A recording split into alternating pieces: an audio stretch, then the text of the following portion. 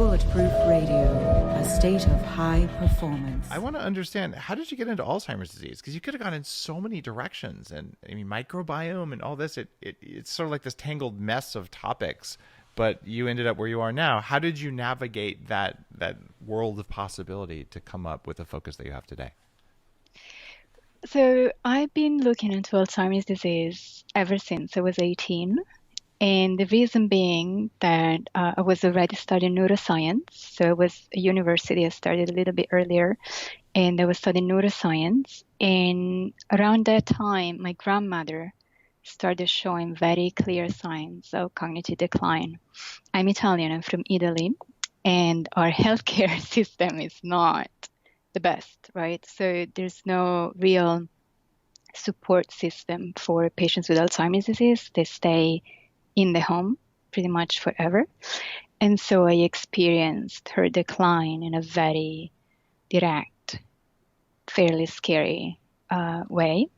And just a few years later, her two sisters also started showing exactly the same symptoms, whereas their brother did not.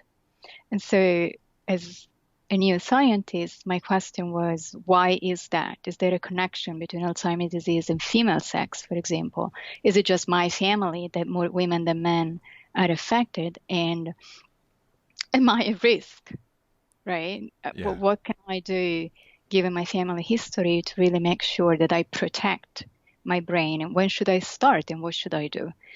And so from the very beginning, I started looking into Alzheimer's disease, and back then, very few people actually acknowledged the fact that Alzheimer's disease affects more women than men. We know this since 1994, that about 2/3 of all Alzheimer's patients are women. So in other words, for every man suffering from Alzheimer's, there are 2 women. But for so long, people would just say, well, women live longer than men, and Alzheimer's is a disease of the old.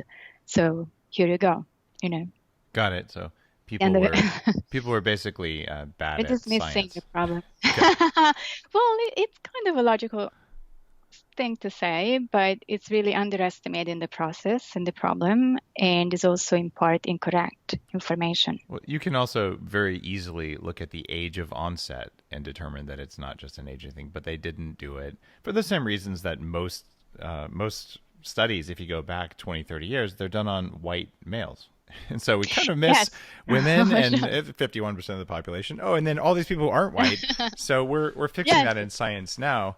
But it's confounding too, because it turns out sometimes if you have dark skin or, you're not equipped with a penis, you might have completely different results. And so when you mix these people up, you have to start looking at these, not to mention looking at your gut bacteria, which might be different. Science is hard, right?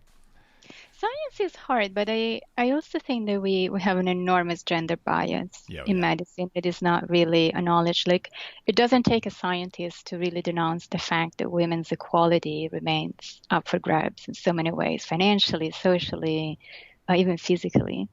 But it does take a scientist to really explore how women are overlooked also in medicine. And this is something that other fields have been better at doing, like cardiology has done incredible work of really bringing gender medicine into the picture. And I think as neurologists or people who work in the brain field, we should also be able to do the same, like fast.